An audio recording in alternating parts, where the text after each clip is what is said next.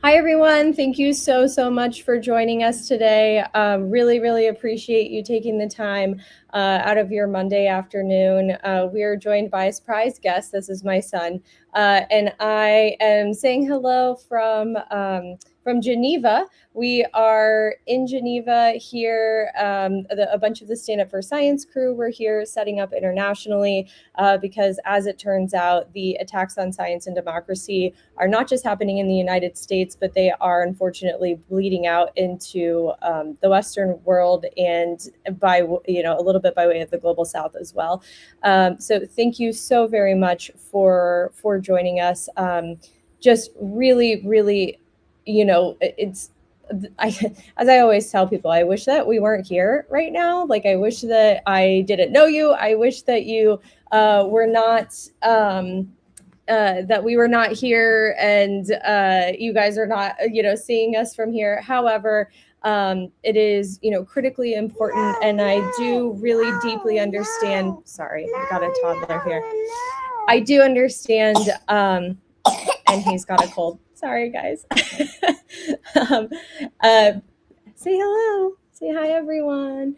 But thank you so much for taking the time to be with us today. I am so excited for this lineup. I will tell you that we have got a pretty cool round of lineup today, and just really excited to. What do you mean no? No. Well, just no. Sorry, that's his comment. That's his whole comment is just no. We're not doing it. Okay, so we'll get I see a few questions in here. We'll get those going. So someone asked if you could submit more than one comment. Yes, you can. The critical thing is to make sure that each comment is different. So I've seen tons of people have been sharing their comments on LinkedIn, which I think is just so cool.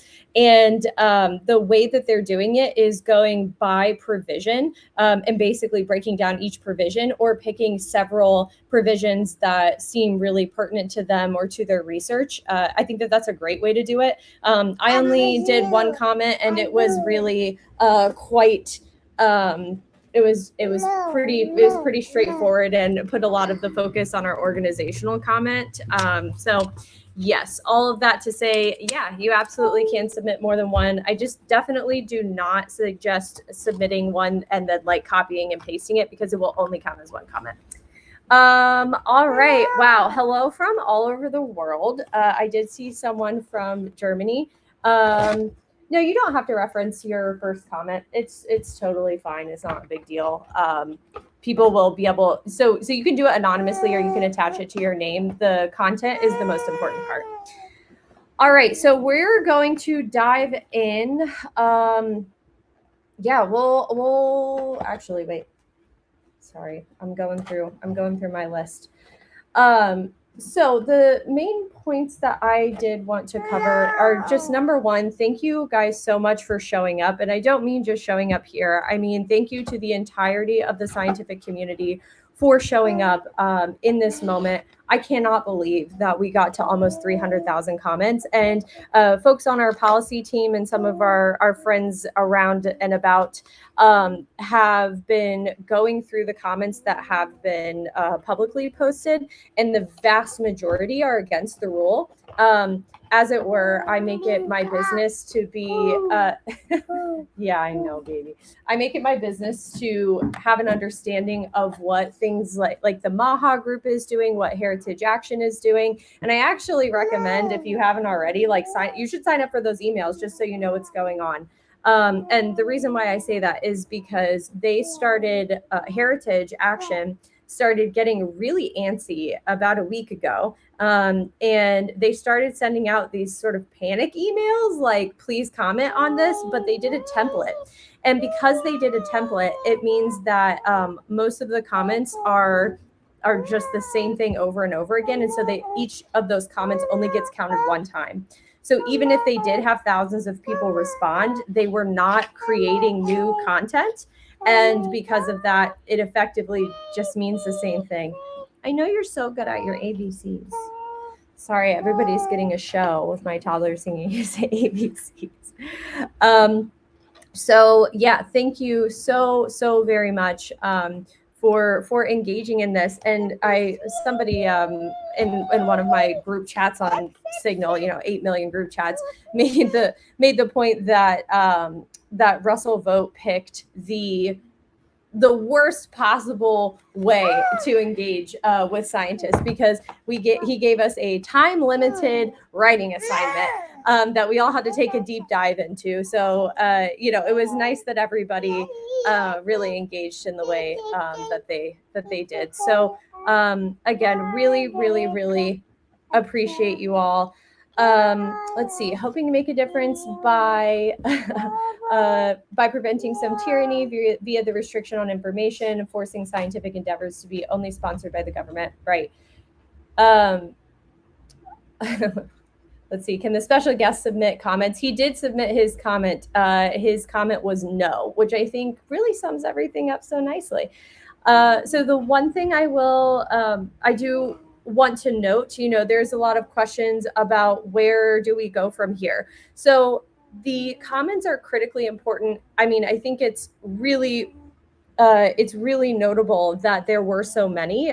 Russell Vogt even mentioned how many there were, and we're not at the record, but we are we're quite close. But Russell Vogt even mentioned it, and I think that that's notable because it speaks to the fact that they really thought that we were just gonna let this happen.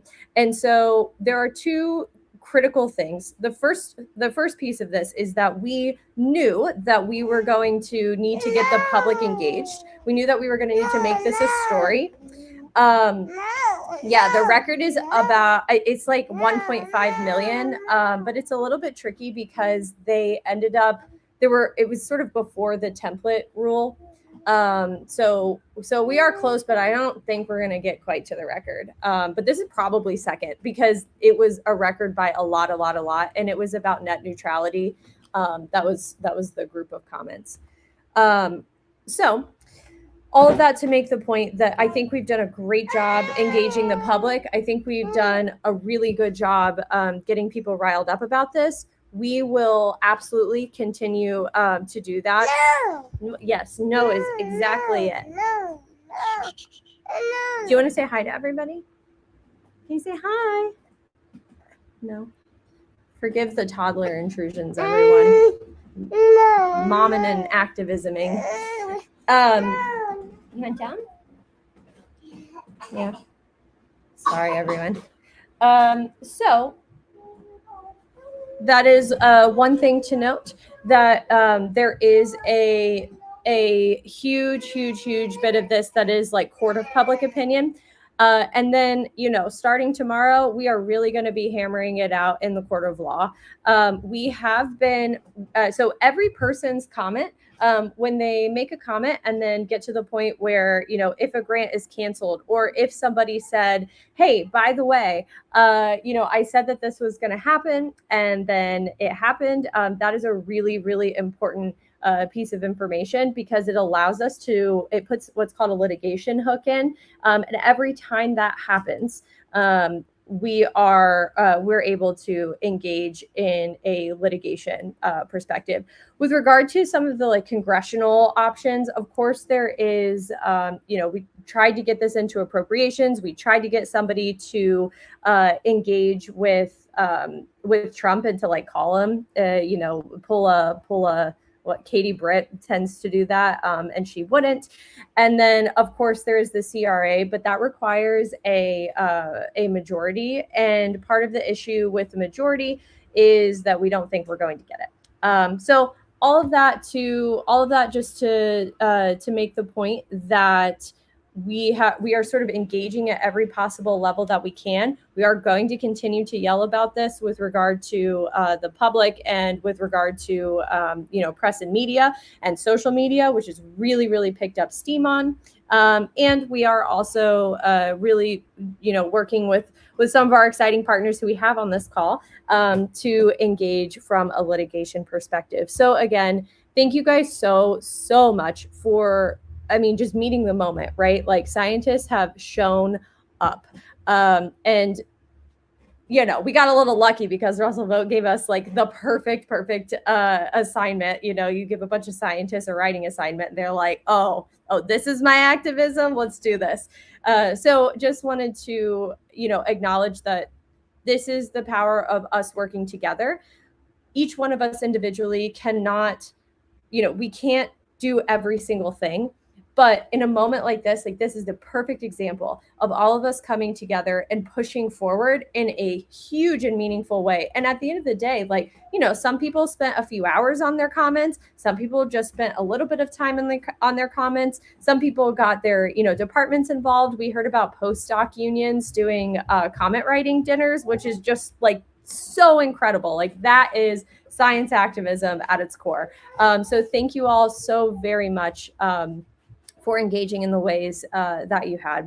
All right, so with that, I'll stop yapping and I'm going to hand it off to our other really fantastic folks that we have here on the call. So first up, I want to introduce Vina Duval, who is a JD and PhD. Listen, that's serious. I love it. Vina is a professor of law at the University of California, Irvine School of Law. She serves as AAUP's general counsel. Her research focuses on law, technology, and precarious workers, exploring issues of labor, inequality, and impact of emerging technologies and legal frameworks on workers' lives. Duval's scholarship has been cited internationally, including by the California Supreme Court, and her research and commentary have appeared in outlets including the New York Times, the Washington Post, NPR, and CNN. She earned her Bachelor's of Arts from Stanford, and her JD and PhD from the University of California, Berkeley, and is the recipient, of numerous awards and grants, including the Fulbright. That is one hell of a CV. So please give it up. Please give it up with me for our next speaker. Thank you all so much.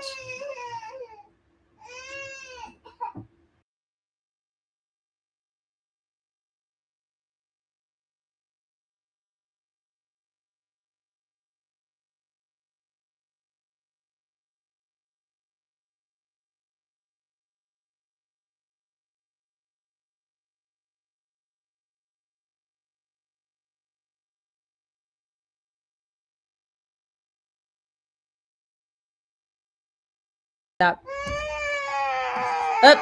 right. Sorry, everybody. Hey, come here, Goosey. Vina is running a couple minutes behind, so we're going to go to Ahmed Aliboy, who is a postdoctoral scholar in electrical engineering and computer science at the Department of UC Irvine. So we got a lot of California energy today. He serves as a financial secretary of the UAW Local 4811, the union of 60,000 academics and professional workers at UC California. So we will hand it off.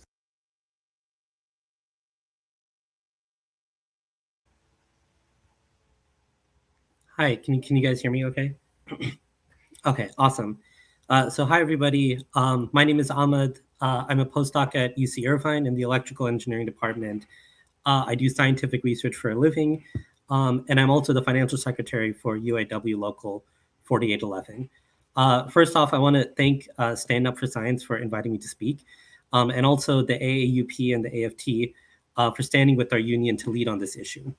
I first got involved in labor organizing in 2022 to help organize the largest strike in the history of American higher education and bargain for the first contract for graduate student researchers at the University of California.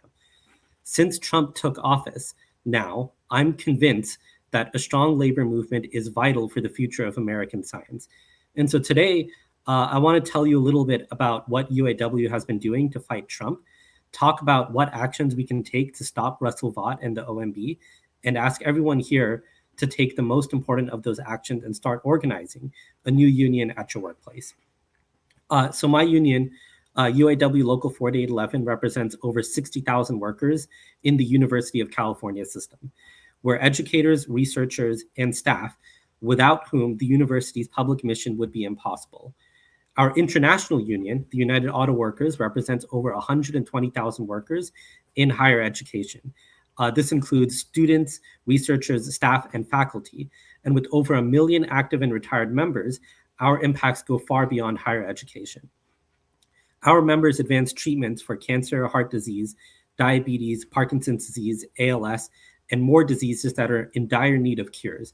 We study wildfires, pollution impacts, and the environment of a state that is uniquely vulnerable to climate change. We direct the agricultural and natural resource field stations that help the most agriculturally productive state in the US protect our food system. And we drive economically pivotal innovations in fields from semiconductors to batteries to fusion power. Every single one of those fields is in existential danger since Trump took office. Over the last 18 months, we've seen clinical trials shut down, climate research censored, agricultural programs defunded, and grants redirected to applications that benefit tech companies in the oil and gas industry rather than the public at large. But even within this context, the OMB rule change that this administration proposed is uniquely threatening. If this rule change goes through, senior political appointees, the dumbest and most malevolent people on the radical right, will have final say over scientific funding decisions for a vast swath of American science. However, in the UAW, we have experience fighting and winning battles like this. Ever since Trump took office, we've rallied thousands of workers from coast to coast for the nationwide Kill the Cuts rallies in April 2025. After that, we held town halls up and down the state where huge crowds of our members told elected representatives the magnitude of the danger Trump was creating for the public. Those representatives took word back to Congress, which promptly rejected the massive cuts to scientific funding Trump was asking for. At the same time, UAW joined multiple lawsuits against the Trump administration over its funding decisions and reversed many of them. In the meantime, 12,000 university staff organized with our union and won industry standard setting first contracts. At the state level, we not only were able to reverse proposed cuts to the UC system, but we've actually seen expanded funding. And so what we need to do is bring that kind of full court press to the fight against the OMB rule changes. If Trump continues to damage American science, the consequences will persist for generations. International scholars who already face intense persecution will encounter more and more obstacles to their life-saving work. Women in research who face harassment and hostility before Trump took office will drop out of the latent pipeline at higher and higher rates. And first-generation scholars, especially those from minority backgrounds, will have their financial and institutional support kicked out from under them. Ultimately, the people who suffer most from all of this will be the public, who will be sicker, poorer, and less prepared for climate change as a result of what Trump is doing. Are we going to let that happen? I say no, and 60,000 workers at the University of California are ready to say that with me. We are truly part of a vast movement, one that has activated researchers like never before in American history, and we have the power to stop this administration if we keep fighting. We've already flooded the OMB with so many public comments that they've had to run to their friends at the Heritage Foundation to ask for turf support. We need to keep the pressure up even after they close comments today. We need to take back control of Congress in the fall, and we need to keep hitting the streets to make sure people of this country know the danger Trump and Russell Vought are putting them in. And if you really want to protect American research from the far right, there's one more thing that you should do. Organize a union at your workplace. If we want these attacks on research to stop for good, researchers are going to need to stand together to defend the life-saving work that we do. And the only way that we can do that is to get organized. So what I'm going to do is, after I finish speaking, I'm going to drop a link to the UIW contact page. And if you're not currently a union member and you would like to form a union at your workplace, take a moment to fill that out. This fight is not going to be easy, but we've shown that we can win. And what I want to ask is, are you ready to join me and 60,000 workers at the University of California to stand up for science? Thank you very much. All right, here we go. All right. Thank you so much, Ahmed. Really, really, really always a joy to be working closely with postdocs.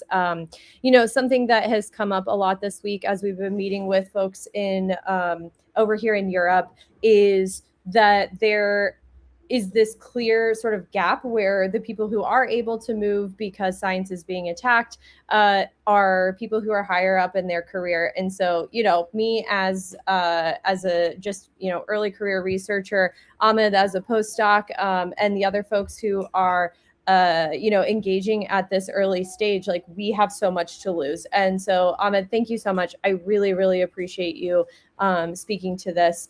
Okay, so next up, we're going to switch gears a little bit. We have Kate Peterson, who is a JD. She's a senior attorney at Democracy Forward. We are so excited to be newly in partnership with Democracy Forward. I have so appreciated their work in defending democracy. They've been at it since 2017, and obviously their timing could not have been better for being in existence. So Kate is a senior attorney with Democracy 2025 at Democracy Forward and a federal policy and grants expert with over a decade of experience advancing justice for crime victims. She served as a senior policy advisor and former director of OVC's State Victim Resource Division within the U.S. Department of Justice, where she provided strategic counsel on national policy matters and supervised over 350 VOCA programs totaling $7.8 billion in federal funding. Kate also spearheaded the DOJ's rulemaking initiative to modernize the Victims of Crime Act compensation rule, and has served in multiple leadership capacities across victim services, human trafficking, tribal affairs, and mass violence response. So we are in excellent hands with Kate. I will hand it over to you. Thanks so much, Colette. It is really wonderful to be here. We are so grateful for this partnership with Stand Up for Science and all of the outreach and advocacy and resources you all have provided in this space. And Colette, we just learned there are more than 450 people participating today, which is such a huge credit to the energy and dedication that you and all of your partners are bringing to this movement and education campaign. I also just wanted to flag and say thank you for bringing your son to join us, because it really does, as one of the commenters noted, put everything into perspective. That is why he is one of the many reasons why we are here fighting for this, against this rule. And we love being included with you. We love this energy. We love all of the comments and the creativity. I wanted to also respond to one of the comments in there that I saw about Russ Vought and his intention to create trauma. And as a former Fed, I can certainly attest to that on the experiential side. And I also wanted to credit all of you for continuing to show up. As Colette said, this is not a sprint. It is not even really a marathon. This is like an ultra marathon. Today is one lap in the many laps that we will be trying to accomplish. We are getting comments submitted today, and then the fight continues after today. With that, somebody asked what if the comments matter. The comments really matter. They might not matter in a traditional way when we were functioning under other administrations, but the comments are lining us up, us meaning all of these national organizations and even local organizations, for future litigation. We are tracking all of the comments. We will be using the comments in future litigation. I expect we will be using the comments, in future litigation. So the comments really make a difference. It also, the volume of comments slows the process down. And Vought has set out an unrealistic review schedule for the rule. There is no way that they can do a thorough review of all of the comments, which they are required to do. So again, the comments mean something substantively, and then also procedurally, they really make a huge difference. So please, if you haven't already, submit those comments. I wanted to share a couple things with you really quickly. So one is that there was an article that came out almost 2 weeks ago now, so it's a little bit outdated, but at the time, it came out on July 1st. At the time, it did an analysis of all the comments that had been submitted. This was by Joe Carlisle with the Blue Stem Consulting. And at that time, higher ed, research, and hospital health area, that was 33.8% of the total comments submitted. So again, really huge credit to you all for submitting, getting yourselves organized, and for submitting comments and continuing that effort. In terms of commenting, we also wanted to note that agencies have to respond to comments and consider them before issuing the final rule. So as Colette said, it's really better to do something not copy template language and submit an individual comment. Doesn't have to be comprehensive at this point, doesn't have to take you hours and hours, just submit something because each individual comment means something. I wanted to also take a second and slow down, especially for this group, and kind of narrow in on one specific thing.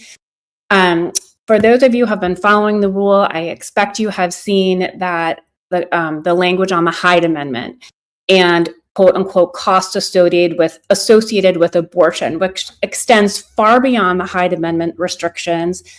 Federal funding can't be used to fund abortion, but nothing in the Hyde Amendment says that it goes so far as to say does not include costs associated with abortion.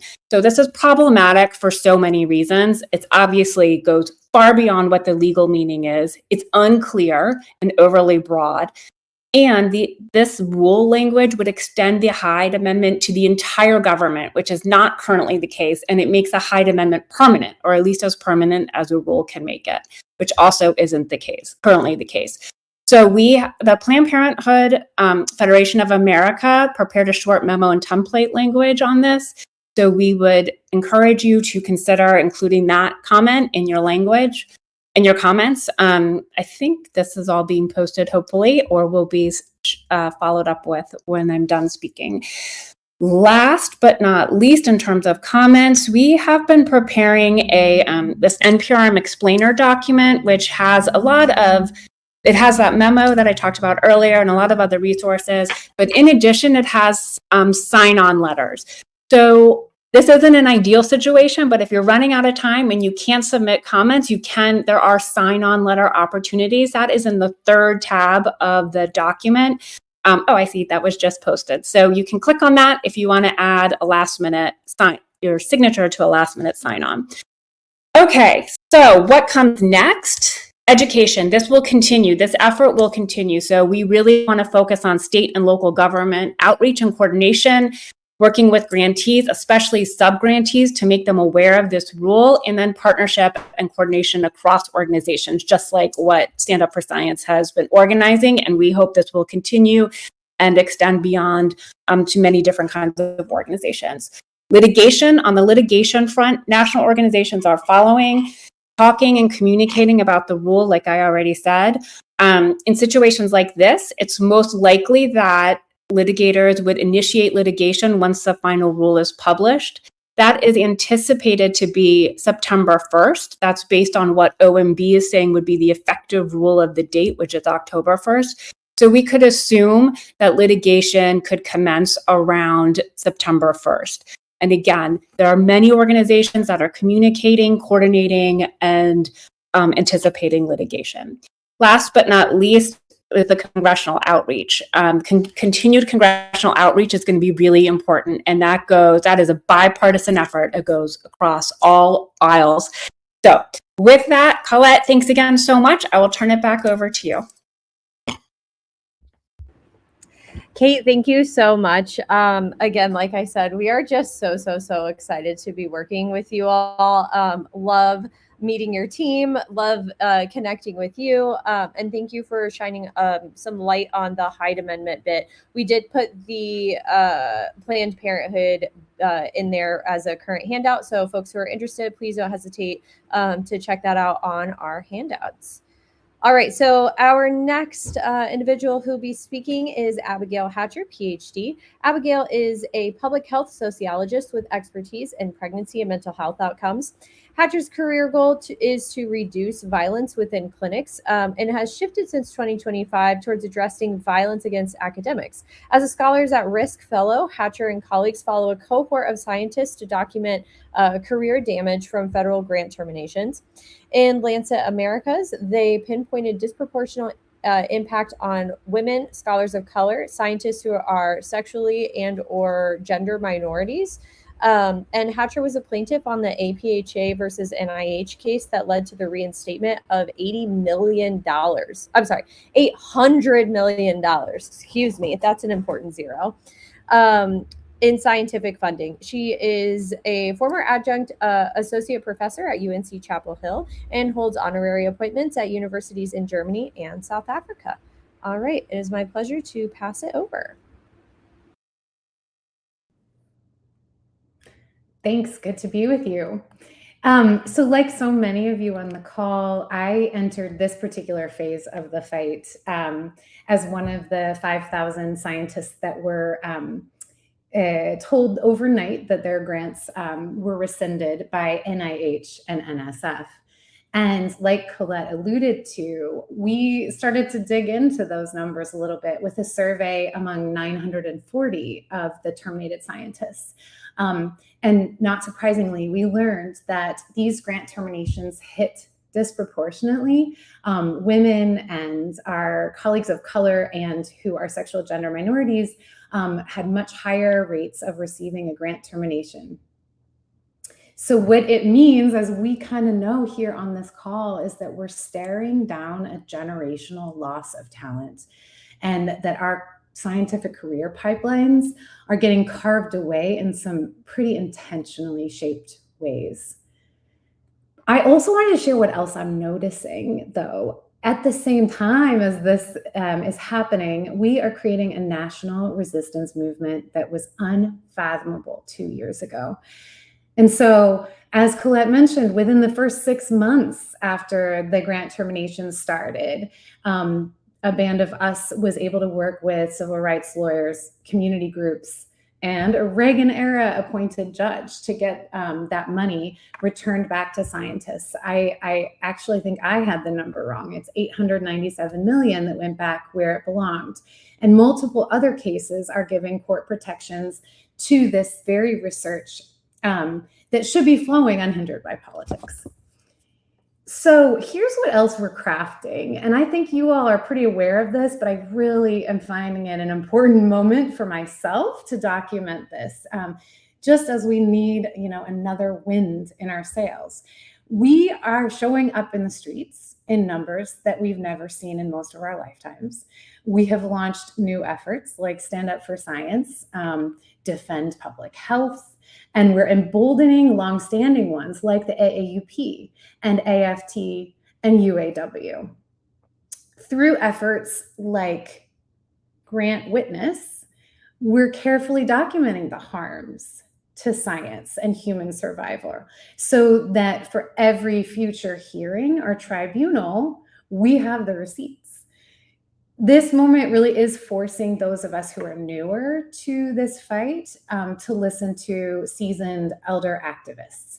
And one of the activists that I attended a training with, Mariam Kaba, says that this activism, this kind of pushing back, is a relay race. That our job is to take the baton for the time that we're able to and then hand it off. And I have to say, this past few weeks has been such an inspiration in that. We saw Dr. Janexi post some of the original ideas around how to write comment periods. We saw groups like Stand Up for Science and so many others pick that up, rally their members. And so I think that we really are definitely in the relay moment. And it's going to be time, as Kate mentioned, and Ahmed mentioned, to pick the pressure up a little bit. From my latest count, I see more than 340,000 comments on the portal.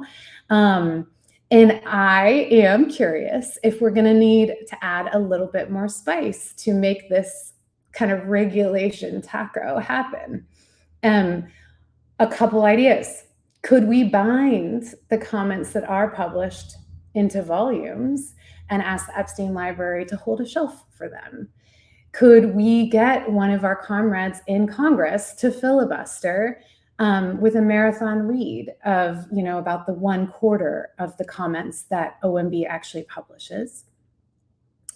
I'm wondering if you will join me on Thursday, September 17th on the Hill to have a lobby day.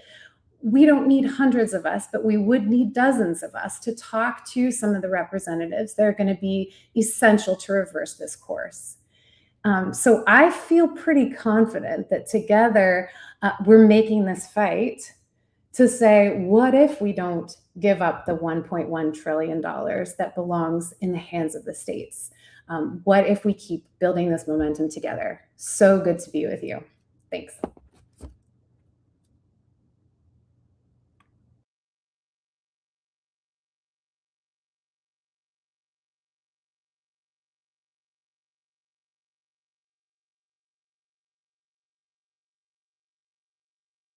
me switch over. Oh, yes. There we are. Wonderful. Thank you so much, Abigail. Yeah, I think that this is an excellent time for us to consider, different and creative ways to push back, to apply pressure. I think that this is absolutely the moment for that. So thank you for bringing that up. All right, and next up we have Julie Trackman, who is a biology unit coordinator and associate professor of biology at Hostos Community College, CUNY. Her research and teaching interests include bacterial genetics and physiology, infectious diseases, immunopharmacology, there we go, science, pedagogy, and environmental issues. And I feel like maybe Julie is the person we need to ask about this little parasite problem that we're having in the US right now. Good deal. Well, Julie, you are on. Thank you so much for joining us today. All right. I'll also mention that I have many years teaching at an infectious disease course at a local medical college, although I'm not doing that at this time.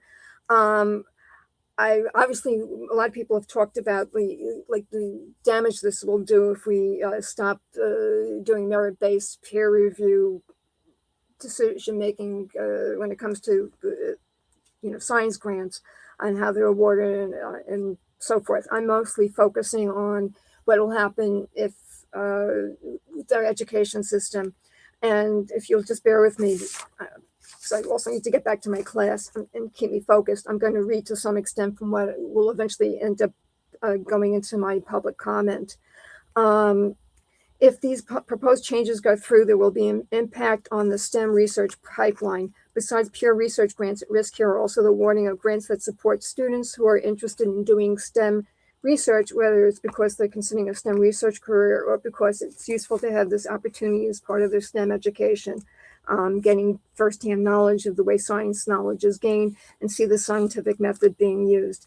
It's well established that it's difficult to keep students in the STEM pipeline. There are many reasons for that. And that's why we've had NSF and other agencies awarding numerous grants over the last few decades, figuring out ways to give students opportunities to do research and to enrich their science education.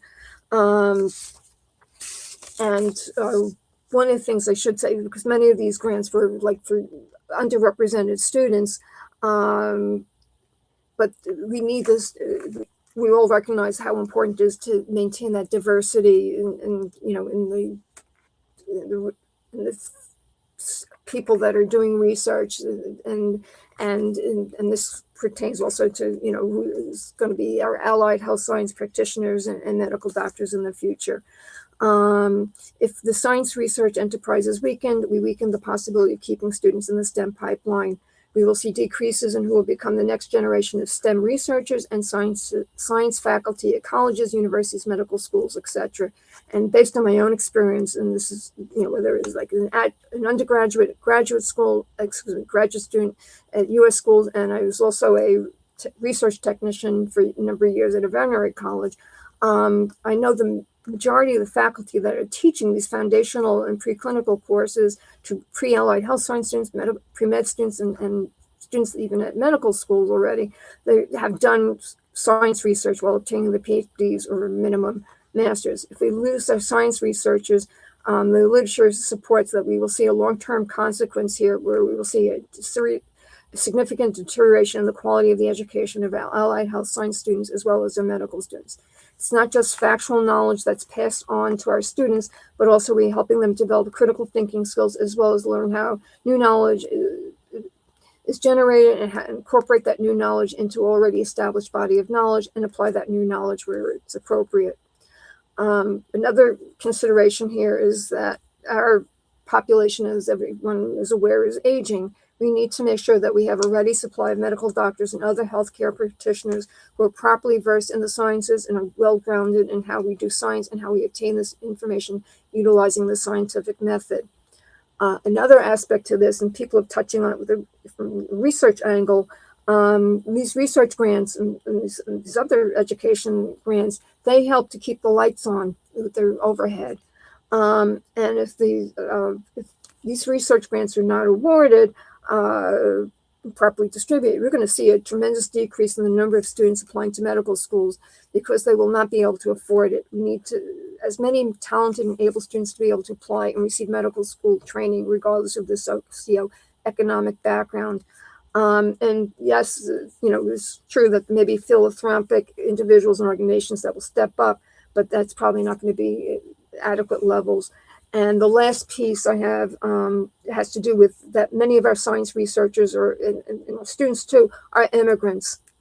And I saw this when I was a graduate student. I believe it's still very much to be true. And that's another aspect to all of this that, when we're talking about we're telling collaborations with foreigners, and we know we're trying to make it difficult to have people getting their green card and so forth. This is also going to be to the detriment of us when it comes to the science enterprise. And as I said, already indicated, further down the road, it's going to have an effect on the education of our STEM-oriented students and the medical, students that are wanting to go to medical school. So try to keep this somewhat abbreviated, but I know a lot of people are not really focusing on this, and I felt that it's important to make sure that this angle gets out.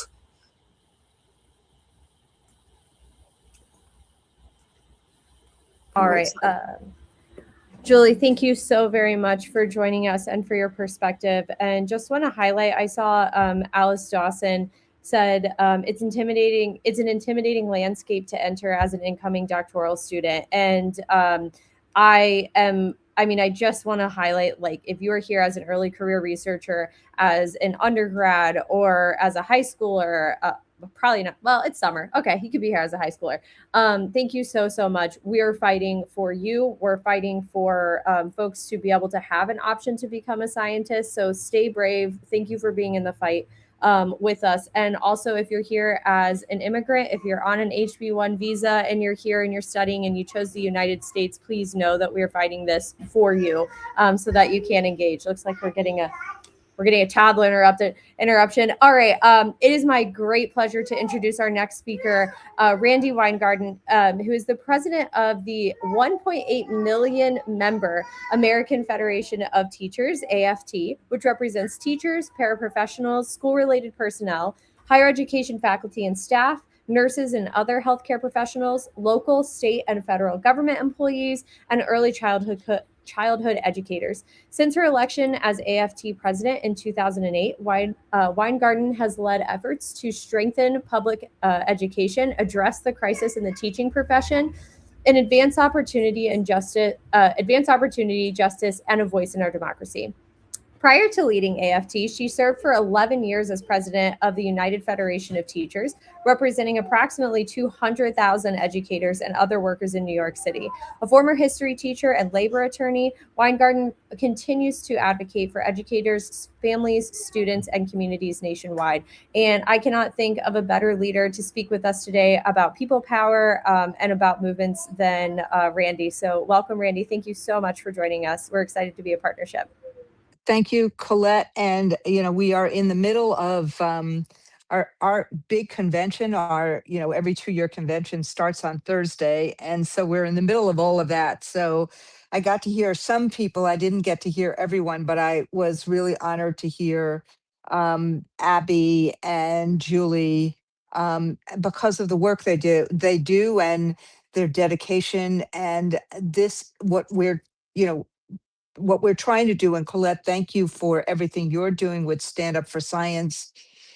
We are putting a face on, frankly, innovation in America. We are putting a face on and we're fighting for this country to actually keep its role as the as the most innovative breakthrough enterprise in the world. But that requires us to actually have the academic freedom that people are fighting for here. That requires the scientists to be able to freely engage in the work that they do, not to be worried. That requires us to welcome new people. That requires us to lift up people who are becoming scientists or doctoral students, not to make that, not to have anybody make them fearful. That requires us to embrace the stranger and welcome the incomer. I mean, how is it that we will welcome an Elon Musk and then close the door? It is nuts what is happening right now, and it is really this administration attempting to control and limit its critics and create massive fear. Now, look, it's not the first time that the president has tried to take a hatchet to American ingenuity or imagination or invention at colleges and universities and in high schools. They've been essentially doing it from January 20th. If you just look at Project 2025, they have the entire plan in there. And the dilemma is that even though in the long run it will hurt the very people he says he is trying to help, it will hurt America in so many different ways. They seem to be more concerned with forcing compliance with political views and forcing obedience than they are with who America is. And so courts have already stopped them, both in terms of Florida and in terms of three, and ours was an appellate court in the Fourth Circuit. You know, initially it was called the Dear Colleagues letter. They tried to essentially stop all of the formula funding that higher ed and K-12 get, and or to actually try to ensure that their dictates limiting diversity, equity, and inclusion were followed. So they basically said, we're throwing out all of the law that deals with everything about civil rights, including anything that impacts diversity, equity, and inclusion in all of the foundational formulas. And if you don't follow it, you're going to lose these formulas. They lost that case. They actually lost it several times, but we have an appellate court decision, including a Trump judge. They lost that case. They lost that case last August, September in its finality, and they withdrew it from going to the Supreme Court. Ron DeSantis lost the Stop Woke Act. The 11th Circuit just said that his analog to what the president was doing, he did that first, that, you know, basically limiting academic freedom, limiting what we could teach in classrooms, in higher ed classrooms, limiting the scope of research. The 11th Circuit just said, no, you cannot do that. That is against the Constitution. So the two big basic laws, one an executive order or a dear colleague letter, the other a law, they've been thrown out. So that's why we now have this, which is essentially to take any kind of grant money, not formula funding, and basically say the grant money has to be conditioned on their political whim, and to change these executive orders, to change all of this so that the only grant money that can be given out is one that they believe in, as opposed to one that science requires, one that research requires, one where you see the research that Julie is doing and Abby is doing and so many others are doing. And yes, it is obvious, it is wildly unpopular because it defies everything that is America. It defies innovation, it defies imagination, it defies invention, it defies what we are supposed to be doing in colleges and universities. It defies science, it defies what we're trying to do in bold discoveries, it defies who we are.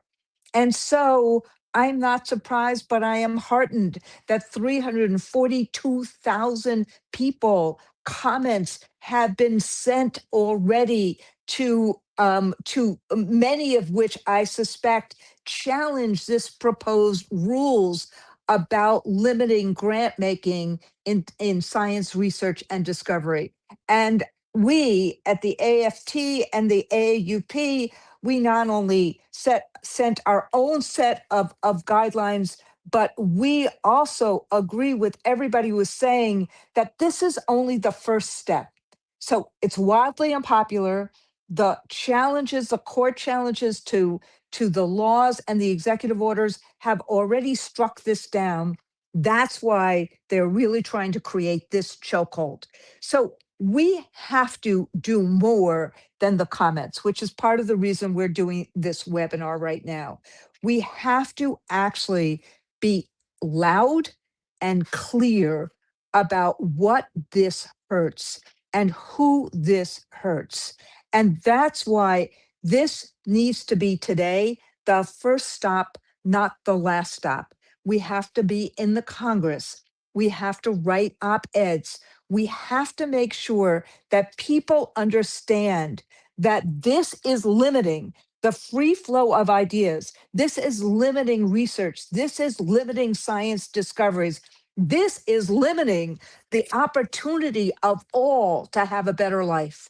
And so we, AFT, I know AUP, we are all in on this being the first step to have enough comments that the administration has to say, oh, this is not popular, to do the lawsuits, to do this work. But what I am encouraging every one of the webinar participants is, whether say you have a Substack, say you have social media, say you have whatever kind of communities you have, let's make sure we're making a lot of noise and educate a lot of people so that this doesn't get stuck in the stack of comments on an executive order and stuck in process. This is really running afoul of America ingenuity, invention, and imagination, and we will fight it in every way we can. Thank you. Randy, thank you so much. You're invited every single time we ever have a webinar or a speaking slot. It is yours if you want it. That was absolutely inspiring. I just want to highlight one thing that Randy pointed out. You do not need to have 100,000 followers on Instagram or TikTok or whatever to be impactful. Your community, wherever you get it, is the place where you can fight, right? Like that's where this is, whether it's a conversation over coffee or lunch, whether it's a conversation in line picking the kids up, whether it's a brief conversation on your way out the door of your, faculty meeting, every place that you can leverage community, hearing this information from a trusted source is way more impactful than hearing it from somebody that, you don't know. So go out and to some degree sort of evangelize science or evangelize science activism in any way that you can. So Randy, thank you so much for joining us. I just so appreciate your wisdom. And listen, the president of AFT told us what we have to do. So I guess we got to do it. That's the way I'm looking at this. All right. And last but most certainly not least, we have Jillian Blanchard. She is working with Lawyers for Good Governance. She is the Senior Vice President of Climate Change and Environmental Justice and a nationally recognized attorney in energy, regulatory, and natural resources. Ms. Blanchard has worked in all levels of government, nonprofit, and the private sector on environmental, infrastructure, and climate change issues for over 25 years. In 2018, she helped craft Governor Gavin Newsom's climate change platform as a part of his re-election campaign, and regularly advises cities and public agencies on infrastructure, environmental, and energy issues. As the SVP of the Climate Change and Environmental Justice Program, she has managed over 700 lawyers to help provide critical guidance to cities, states, and nonprofit partners to help expedite the country's shift to a clean and equitable green economy and to address environmental justice. in the past year, goodness, Jillian, I cannot imagine how busy you've been the last year and a half. Jillian has led a team that has provided direct legal assistance to over 800 climate and environmental justice entities that have had their federal funding impacted by the Trump administration. She has seen firsthand the real-world impacts to the Americas caused by this OMB, who have already canceled, frozen, or terminated over $140 billion in climate, environmental, and public health projects. Yeah, to my broader point, oh my God, you've been busy. Jillian, take it away. Close us out. Tell us what we got to do. Thank you so much, Colette. And wow, yes, it's not been a boring year. I'll say that. But if I had a mic, I would drop it on what Randy just said. She just absolutely summed up perfectly what we are doing here and why this is all so very important. So thank you all for sticking with us this hour and for being here. And a huge, huge, huge thank you to Stand Up for Science and all of the scientists who have already made it really clear that science is being attacked. I'm going to talk about the other aspects of our entire American life that are going to be attacked.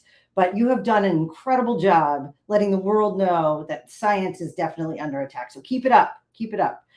So I'm Jillian Blanchard, and I work with Lawyers for Good Government, and our organization includes legal and regulatory experts in climate and civil rights and the rule of law. So separation of powers, protecting the Constitution. We have a national network of over 100,000 attorneys, and we have ridiculously deep concerns about this rule. Today, of course, is the last day of the comment period, and over 300,000 have been submitted. But as we heard from Randy, as we heard from Colette, and so many others, today is the first stop. But the good news is healthcare providers, students, faculty, scientists, community leaders have already been submitting comments alongside attorneys, farmers, and others who refuse to let this go quietly. And we're here at L4GG because we believe that everyone deserves the federal services that you pay your taxes for: healthcare, education, mental health support, infrastructure, clean air, clean water. And we can only fight this together because the rule literally does affect all of us. On May 29th, OMB proposed the largest rewrite of the entire federal grants rules since 2013. That's the whole rule book for everyone, every federal grant, 42 federal agencies. So think about mental health funds from HHS, infrastructure from Department of Transportation to fix your highway, to do something else. What if you live in a BIPOC population that's deemed unlawful DEI? You're not going to get funds to fix your roads? Low-income solar in Puerto Rico. Disaster recovery in FEMA. Imagine that, not getting your federal funds for disaster recovery. Scientific research from NASA, as so many of the scientists have said. And then think Head Start programs from the Department of Education. This is just a few examples. So it's not really happening in isolation. And as I believe it was, someone said earlier, this is really one piece of Project 2025's larger effort to move spending power from Congress and all of us into the White House. Under the rule, a political appointee could cancel a grant at any time on a whim. That is legitimately how it is written. Even after a grantee may have hired staff, maybe you bought equipment, maybe you've even started construction, and you could be canceled at that point. And courts have already said, I was so grateful that Randy started talking about these lawsuits because we are winning in the courts. They've already said repeatedly, including 2 weeks ago, again, where they issued a preliminary injunction against anti-DEI grant conditions and against anti-gender ideology grant conditions. They were deemed unlawful, arbitrary and capricious, contrary to law. So why would OMB try to mandate these conditions that the courts have already said are unlawful? Look, if you want the case law, I got it for you. Seattle v. Trump, King County. There are so many cases to cite. So we've already seen what this looks like on the ground. Really, really sadly, as Colette was alluding to, L4GG and EPN have been working with 800 entities who got their grants frozen, terminated, or canceled based on some really vague shift in agency priorities or some super vague unlawful DEI, which they are now equating with environmental justice, which is ridiculous because environmental justice is based on science. Where's their clean water? Where's their dirty water? Where is their dirty air? Let's go there and put the funding there. And as Colette mentioned, 140 billion we've seen, but what does that look like? It includes farmers who've lost food aid, critical food aid in low income areas, or funding to remove lead in drinking water. These are actual cases and grantees that we've worked with. And they're all now playing out in the courts with very little resolution because it takes time and millions of taxpayer dollars wasted. So meanwhile, real Americans like you all are hurting, and in some cases, dying.